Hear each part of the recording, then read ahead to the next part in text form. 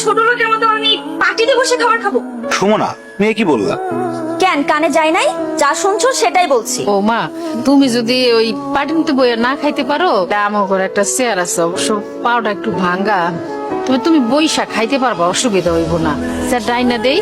ভাঙা চেয়ারে বসে সুমনা খাবার খাবে? অসম্ভব। ছি ছি, এসব কি রান্না করছে? এর থেকে তো আমার বাসার কাজের বুয়ারা ভালো রান্না করে খায়। মাকে ভেবে অপমান না করলে হয় না? এটা কোনো রান্না হইলো?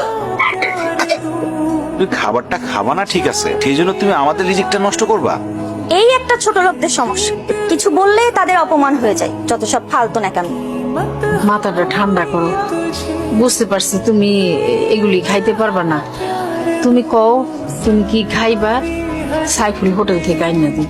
ভাবি, মা তো ঠিকই বলছে, তুমি বড়লোক মানুষ, তোমার এইসব খাবার পছন্দ নাই হইতে পারে। তুমি কি খাবা বলো? ফ্রাইড রাইস আর চিকেন ফ্রাই। মা, সেটা তো মেলা দাম। আমি সারাদিনে যে ইনকাম করি তা দিয়ে তো এক প্লেট ফ্রাইড রাইসও হবে না। এই বাসি পচা গন্ধ খাবার তুমি কোথা থেকে এনেছো?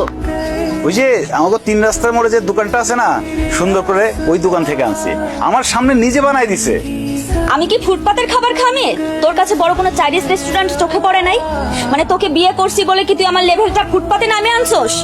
বউ, তুমি তো জানো আমি একজন গরিব সবজির দোকানদার।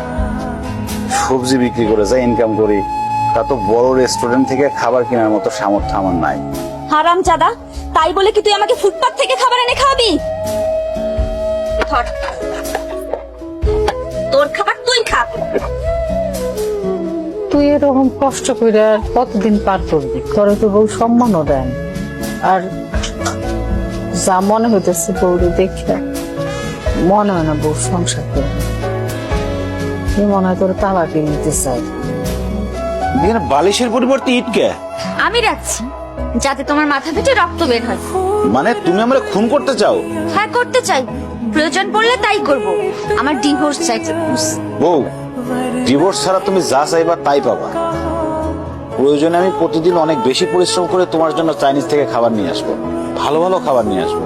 আমার না কোনো খাবার চাই না, আমার না তোমার থেকে ডিভোর্স চাই।